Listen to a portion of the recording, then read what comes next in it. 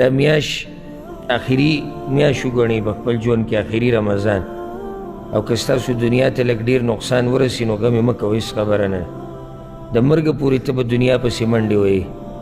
یو میاشت پکې داسې که چې هغه د الله د رضا دپاره خالص که، او د عباداتو دپاره، د تلاوتونو دپاره، او د منځونو دپاره، د سجدو دپاره.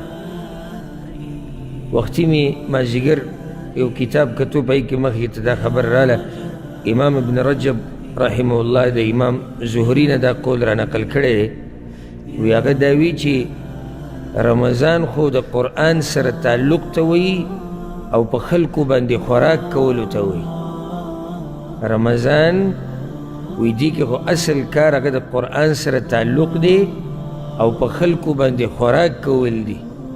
په خلکو پیشمنی کوه، په خلکو روژه ماتي کوه.